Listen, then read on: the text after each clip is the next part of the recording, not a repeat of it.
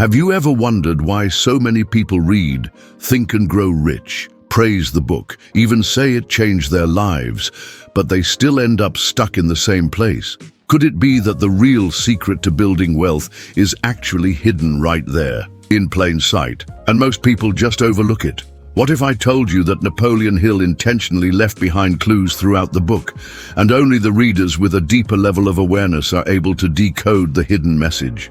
This video is going to reveal the invisible truths that aren't found in the underlined quotes or Instagram summaries, but between the lines, in what Hill doesn't say, but heavily implies. It's like the book was written on two levels, one for the casual reader and one for those who are ready. And if you're here watching this, maybe, just maybe, you're ready to understand it. But heads up, this isn't your typical summary or surface-level review. We're going to break down the real principles behind this book and show you how to apply them in your life, starting today.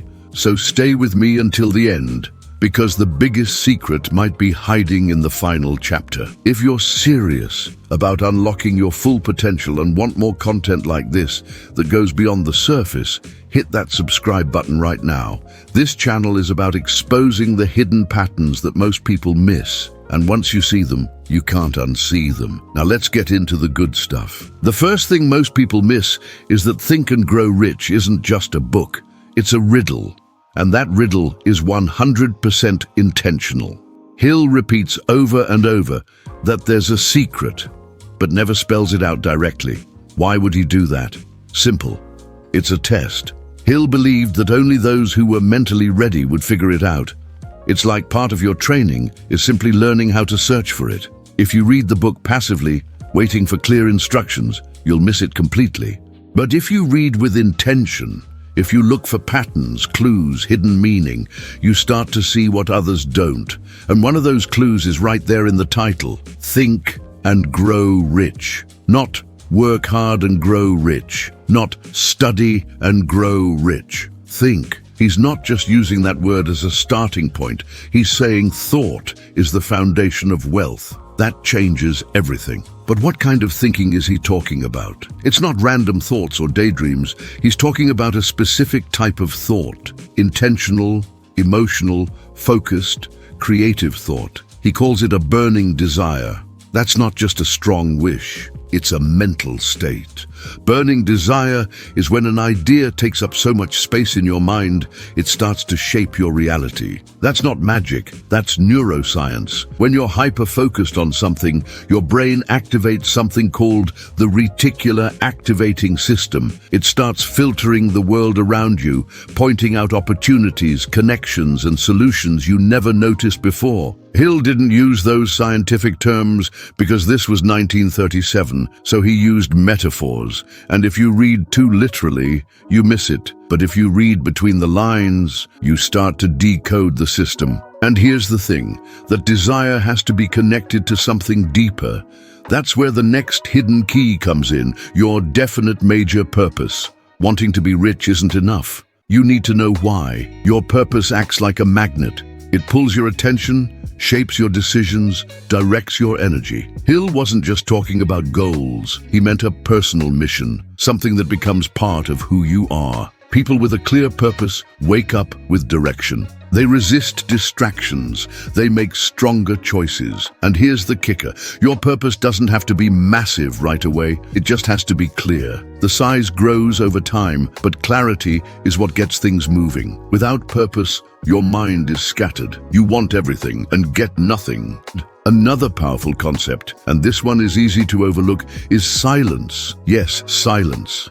Hill says several times that you should keep your plans to yourself. Now this seems basic, but it's deep. When you tell the world your goals, your brain starts to feel like it's already achieved something. You get validation too early, and the drive fades. Plus, you open yourself to criticism, doubt, negativity. Silence becomes a mental shield. It keeps your energy focused. And today, when everyone's sharing every step online, silence is a superpower. People who master it move faster. People who talk too much stall their progress. Let's go deeper. Hill talks about decision, planning, persistence. But if you look closer, he's actually saying this. Think like an architect. Organize your mind. Separate helpful thoughts from harmful ones. Build a mental blueprint. That means writing your goals, reviewing your plans, measuring progress. But it also means filtering what you consume. Your brain is like a garden.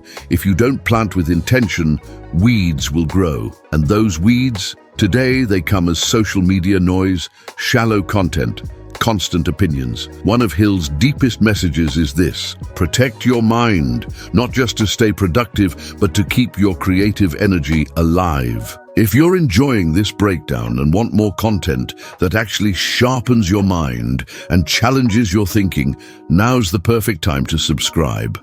That way, you don't miss what's coming next, and you let YouTube know you want content that matters. Now let's talk about something that's massively misunderstood: faith. Not religious faith, mental faith. That deep, unshakable belief in yourself and your vision. Hill says faith is built through repetition. Every day you repeat powerful affirmations. You visualize your future with emotion. You take consistent action. And eventually your mind believes. It stops questioning. And when your mind believes, your actions change. Your posture changes. Your words change. And guess what? The world responds. This isn't fantasy. It's how your brain rewires itself. Hill knew this, but most readers brush over it because it sounds too simple. And that's the trap, the simple stuff. That's where the power really is. Here's a more advanced insight most people completely miss. Hill wasn't just studying millionaires. He was studying mental alchemists, people who turned thought into reality. What did they all have in common? They mastered their mental environment. They controlled their language, their habits, their routines, even their diet. They crafted an energy field around their vision. This isn't about manifesting in a vague, mystical way. It's about energetic alignment. You don't attract what you want. You attract what you are. And Hill understood that. He just couldn't say it that way in 1937. So what happens when you apply all of this? You change, but more than that, you become magnetic. People start reaching out, opportunities appear out of nowhere, your time expands, and you realize wealth was never about money. It was always about frequency. Hill wanted you to get that. He wanted you to see that this book isn't a manual. It's a mirror that challenges you to change from the inside out. And now comes the big question. What are you going to do with this? Just take notes, think it's interesting, and move on? Or are you going to actually apply it, test it, live it? Because here's the truth. Think and Grow Rich wasn't written for people who just want to understand it. It was written for people who are ready to embody it. If you made it this far in the video, that means something. Maybe this is your moment to take it seriously, to go all in, to build the mindset that builds the life. I'll see you in the next video. Don't forget to like, drop your biggest insight in the comments, and share this with someone who needs to hear it. And of course, if you haven't subscribed yet, now's the time. This isn't just another channel. It's a space for people who want more than motivation. They want transformation.